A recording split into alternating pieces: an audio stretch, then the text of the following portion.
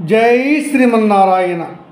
ఈరోజు మనం ధర్మపదం గ్రంథములోని చాప్టర్ 4 శ్రీ మధ్వాంధ్ర మహాభారతం కవిత్రయ రచన మరియు శ్రీ వ్యాసమునిందుల వారి సంస్కృత రచన మహాభారతంలోని ధర్మాలను మనం చెప్పుకుంటున్నాం. ఈరోజు ఈ చాప్టర్ 4లో 27వ విభాగము చూద్దాం. ఇందు జ్యోతక్రియకు పునః జ్యోతక్రియ రెండవసారి జోదానికి మహారాజు పిలుస్తాడు ధర్మరాజుని. వారు వస్తారు. వారు వచ్చి ఆ పేద తండ్రితో ధర్మరాజు మాట్లాడుతున్నాడు. అవన్నీ చూద్దాం. దుర్యోధనుడు చాలా తీవ్రంగా తెచ్చాడు ఒత్తిడి మహారాజుకు.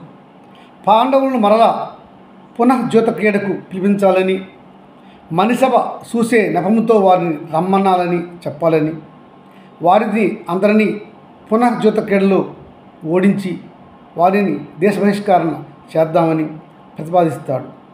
తల్లి దానికి అడ్డుపడుతుంది. తండ్రికి కూడా ఇష్టం లేదు వ్యాస మహాభారతం ప్రకారం.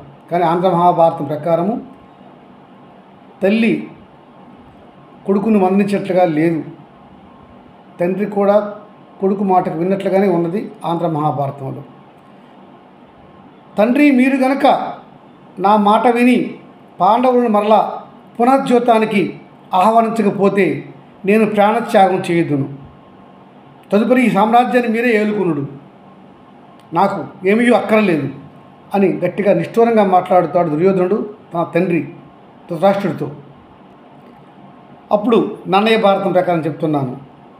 అప్పుడు ధృతరాష్ట్రుడు కొడుకు మాట విని, సరే దుర్యోధన, నీవు ప్రాణత్యాగం చేసుకోవాల్సిన పని లేదు. నీ మాట ప్రకారమే నేను ఆ పాండవులను మణిసభను చూడడానికి ఇంకొకసారి రండి అని ప్రాతిగామితో వార్త పంపిస్తాను. ఆ ప్రాతిగామి ఇప్పుడే బయలుదేరి వెళ్ళును. వారు వచ్చినాక మీరు ఆ మణిసభలో మీ పని మీరు చూసుకోండి అంటూ ఆ పెద్ద కుమారుడికి మాట ఇచ్చాడు ధృతరాష్ట్రుడు. అలాగనే ప్రాతిగామిని పంపించాడు ఇంద్రప్రస్థానికి. ప్రాతిగామి వెళ్ళి దుర్యోధనుడిని మాట కాకుండా తండ్రి మాటగా చెప్పాడు. అంటే మహారాజు మాటగా చెప్పాడు ధర్మరాజుకు. ధర్మరాజును రెండవసారి మణిసభ చూడడానికి రమ్మంటారు.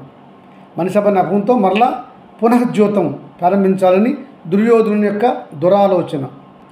ధర్మరాజు, అతని సోదరులు, భార్య ద్రౌపది అంతా పెదతండ్రి హస్తిన మహారాజు అయినటువంటి ధృతరాష్ట్రుని మాటకు విలువిచ్చి అందరూ వచ్చి మణిసభలో తన పెదనాన్నగారికి నమస్కరించారు. పెదమామగారికి నమస్కరించింది ద్రౌపది కూడా. తండ్రి, మీరు మమ్మలను ఈరోజు మరలా మణిసభ చూడడానికి పిలిచారు. మణిసభను చూసితిమి. తమరి ఆదేశంలో ఏమి ఉన్నవా అని అడిగాడు ధర్మరాజు పేదతండ్రిని. పేదతండ్రి మహారాజు, నాయన, మణిసభ మొన్నను మీరు సరిగా చూడలేదు అని విన్నాను. అందుకే ఈసారి పూర్తిగా చూసి వెళ్ళండి అని అంటాడు రాజు. అక్కడనే ఉన్నటువంటి శకుని మేనల్లుడు ధర్మరాజు, ఇటు రమ్ము, మనం మాట్లాడుదాం అని పిలుస్తాడు. ఏమి మామ, శకుని మామ, నన్ను బయటికి పిలిచి మాట్లాడుతున్నావు? ఏమైనా సమాచారం ఉన్నదా? చెప్పుము, మేము త్వరగా ఇంద్రప్రస్థానికి వెళ్ళిపోవాలి అంటాడు ధర్మరాజు. ధర్మరాజా, ఏమీ లేదు. రాజులకు జ్యోతక్రీడ ఒక వినోదము కదా. దుర్యోధనుడు నీతో మరలా జ్యోతం ఆడుదామని అన్నాడు. అందుకే వాస్తవానికి నిన్ను ఇక్కడికి పిలిపించాం. మనం మరలా స్నేహపూర్వకంగా జోదము ఆడుదాము. మీరు బాగా జోదము ఆడగలవారు. దుర్యోధనుడా ఆడలేడు. కనుక దుర్యోధన తరపున నేను జ్యోతక్రియ ఆడుదును. మనము జ్యోతక్రియ ప్రారంభించుము, రమ్ము, సరదాగా కాసేపు. శకుని మామ, నాకు జ్యోతక్రీడపై ఆసక్తి లేదు, నేను ఆడలేను. ఈ విషయాన్ని నేను పేతండ్రి గారికి చెప్పి తిని, కాసేపు మీరు సరదాగా ఆడుకోండి అని పెదనాన్నగారు అన్నారు. మహారాజు యొక్క మాట అయిన తర్వాత నేను కాదని అనలేను. కనుక నాకు ఇష్టం లేకున్నాను పెదనాన్నగారి మాటకు విలువిచ్చి మీతో జూత క్రీడలో పాల్గొందును. పునః జూత క్రీడకు పాండవుల తరపున ధర్మరాజు, కౌరవుల తరపున శకుని కూర్చున్నారు. శకుని ధర్మరాజు ఆడడానికి కూర్చొని అంటున్నాడు శకుని, ధర్మరాజా, గతసారి ఆడిన ఆటలోలా కాకుండా ఈసారి ఒకే ఒక్క పందెం, నా ప్రక్కన పందెం ఒడ్డువారు దుర్యోధనుడు, మీ పక్కన నీవు పందెం ఒడ్డుము. అప్పుడు ధర్మరాజు, మామా శకుని, ఏమి పందెం ఒడ్డుదము? దుర్యోధను యొక్క ఉద్దేశం ఏమి చెప్పుము అంటాడు. ధర్మరాజా, ఇంతకు ముందు వలే కాకుండా ఈసారి పందెంలో ఎవరు ఓడిపోతారు వారు రాజ్యాన్ని వీడి అడవులకు వెళ్ళి 12 సంవత్సరములు జింక చర్మము కట్టుకొని అడవులలో దొరికే ఆహార పదార్థాలు తింటూ జీవించాలి. మరలా ఒక్కసారి అజ్ఞాతవాసం చేయాలి. ఈ అజ్ఞాతవాస కాలంలో ఉన్నవారు గెలిచిన వారికి కనిపిస్తే మరలా వాళ్ళు 12 సంవత్సరముల వనవాసము, 1 సంవత్సరం అజ్ఞాతవాసము చేయవలసి ఉంటుంది. దీనికి దుర్యోధనుడు ఒప్పుకున్నాడు. మరి నీవు నీ తమ్ములు ఒప్పుకుంటే మనం పందెం వేద్దాం అని అంటారు. ధర్మరాజా, ఒకవేళ కానీ నీకు కానీ నీ తమ్ములకు కానీ భయం పుట్టి అంతటి పందెం కాయలేము, మేము ఆడలేము అని మీరు పిరికి వాళ్ళలాగా మాట్లాడితే సరే వెళ్ళిపోండి, మేము మీతో ఇంకా ఆడదలుచుకోలేదు, మీకు ధైర్యం ఉంటే ఆడండి అని ఎక్కువ మాట్లాడుతాడు శకుని. ఇక్కడ ఒక విషయం, ఆంధ్ర మహాభారతంలో పందెంలో సంస్కృత మహాభారతంలో ఉన్నటువంటి ఒక క్లాజు నిబంధనను నన్నయ్య తీసేశారు. ఏమిటంటే ఓడిపోయిన వారు 12 సంవత్సరములు వనవాసము చేసి 1 సంవత్సరం అజ్ఞాతవాసము చేసి అజ్ఞాతవాసంలో కానీ మరలా వాళ్ళు పట్టుబడితే వారు మరలా 12 సంవత్సరములు వనవాసము చేయాలి, అజ్ఞాతవాసం మరలా చేయాలి. ఆ తర్వాత అయినా సరే వాళ్ళు వచ్చి వారి యొక్క రాజ్యాన్ని ఏలుకొనవచ్చును. అంటే 12 సంవత్సరముల వనవాసం, 1 సంవత్సరం అజ్ఞాతవాసము విజయవంతంగా పూర్తి చేసిన వారు వచ్చి తిరిగి వారి యొక్క ఓడిపోయిన సామ్రాజ్యాన్ని తీసుకొని పరిపాలించుకునవచ్చును అనేది ఉన్నది వాల్మీకి వ్యాసమహాముని రాసినటువంటి సంస్కృత మహాభారతంలో. అది ఆంధ్ర మహాభారతంలో నన్నయ్య గారు ఈ చిన్న నిబంధన తీసేశారు. అంటే ఏమిటది?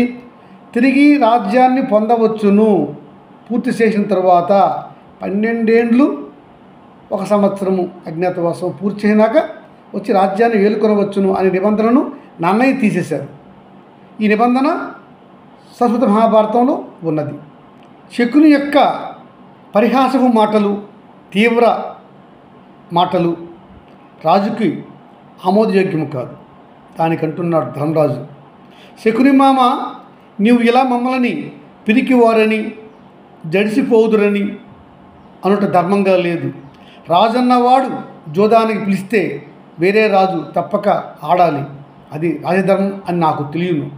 నువ్వు మమ్మల్ని పిరికి వాళ్ళుగా గుర్తించమాకు. నీవు అన్నట్లుగానే మనం జూదము అదే పందానికి ఆడుదాం రండు అంటాడు ధర్మరాజు. అయితే మంచిది ధర్మరాజా, పాచికలు కలుపుదాం, మనం అదే పందెంతో ముందుకు వెళ్దాం, పాచికలు వేయమందువా అంటాడు శకుని. పాచికలు వేస్తూ చెప్తున్నాడు శకుని, పందెము జ్ఞాపకం ఉన్నది కదా, ఓడిపోయిన వారు 12 సంవత్సరములు అడవులకు పోయి అక్కడ దొరికే తినుబండారాలతో ఉండాలి, 1 సంవత్సరం అజ్ఞాతవాసం చేయాలి, అజ్ఞాతవాసంలో పట్టుబడితే మరలా 12 సంవత్సరములు వనవాసము, 1 సంవత్సరం అజ్ఞాతవాసం చేయాలి, ఇది నిబంధన అంటాడు. అంటే ఇది ఆంధ్ర మహాభారతంలో ఉన్న నిబంధన. సంస్కృత మహాభారతంలో మాత్రం ఒక నిబంధన ఎక్స్ట్రా ఉన్నది. అది ఏమిటంటే 12 సంవత్సరములు 1 సంవత్సరం అజ్ఞాతవాసం తర్వాత వచ్చి వారి యొక్క రాజ్యాన్ని తిరిగి పాలించుకోవచ్చును అనేది. అది ఆంధ్రంలో లేదు. నన్నయ్య దాన్ని విడిచిపెట్టేశారు. ఇప్పుడు జోదక్రియ ప్రారంభమైంది. ఈ శకుని ఈ మాటలు చెప్పి పాచికలు వేశాడు. పాచికలు శకుని అనుకున్నట్లుగానే ఆట వచ్చింది. ధర్మరాజు వేసిన పందెం పోయింది. ఇక్కడ శకుని దుర్యోధన తరపున అధర్మంగానే గెలిచాడు. ఎందుకంటే ఆ పాచికలు మాయా పాచికలు కనుక అధర్మంగా ధర్మరాజు యొక్క రాజ్యాన్ని కబలించేశాడు దుర్యోధనుడు శకుని. ఓడిపోయిన ధర్మరాజు చూసి అంటున్నాడు శకుని, మేనలుడు, ఇంక నువ్వు నీ తమ్ములు నీ భార్య కలిసి నార చీరలు కట్టుకొని అడవులకు బయలుదేరండి. 12 ఏళ్ళు వనవాసము, 1 ఏడు అజ్ఞాతవాసము చేయండి అని అంటున్నాడు. అప్పుడు భీష్ముడు, ద్రోణుడు, వికర్ణుడు గట్టిగా మాట్లాడుతున్నారు. ధర్మరాజా, మొన్ననే అధర్మంగా జోదక్రియ చేశారు. మళ్ళా ఈనాడు మీరు పునః జోదక్రీడకు ఉత్తర్వు జారీ చేశారు. ధర్మంగా లేదు. చూడు, ఆ శకుని అధర్మంగా పాండవుల రాజ్యాన్ని కబలించాడు. మాయాజ్యోతం ఆడాడు ఆ శకుని. ఇది ధర్మం కానే కాదు అని ముగ్గురు గట్టిగా అన్నారు. విదురుడు బాధతో, మహారాజా, మీరు పునర్జ్యోతానికి అనుమతి ఇవ్వడమే తప్పు. చూడండి ఆ శకుని ఎలాంటి మాయాజ్యోతం ఆడాడు. మరలా నీ తమ్ముని కుమారులు ఉత్తములు, ధర్మపరులు, నీ తమ్ముని కోడలు ద్రౌపదితో కలిసి అరణ్యాలు బయలుదేరుతున్నారు. చూడు, ధర్మానికి ఎంతటి గడ్డుకాలం దాపురించినది. ధర్మానికి నేడు విలువయే లేకుండా పోయింది కదా అంటూ బాధపడుతున్నాడు. అతనితో పాటుగా బాధపడుతున్నవారు భీష్ముడు, ద్రోణుడు, వికర్ణుడు.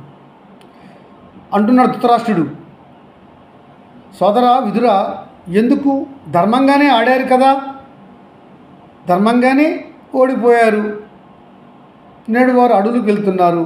సరే, వాళ్ళు అడవులకు ఏ విధంగా వెళ్తున్నారో నాకు కాస్త చూసి చెప్పు అంటాడు. అంటే పాండవులు ఓడిపోయి వెళ్తున్నారనే బాధ ఏమీ లేదు, కానీ వారు అడవులకు ఏ విధంగా బయలుదేరి వెళ్తున్నారు అనేది కావాలి ధృతరాష్ట్రునికి.